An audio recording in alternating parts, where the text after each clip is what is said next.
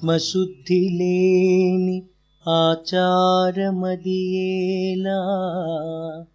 భాండశుద్ధి లేని పాకమేలా,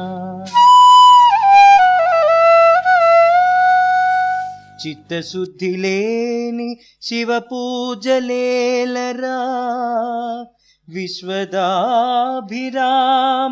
వినురవేమా.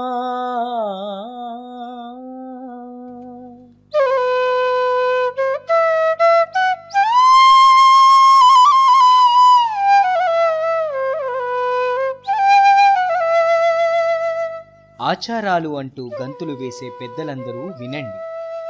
ఆచారాలు మూఢనమ్మకాలు కాకూడదు.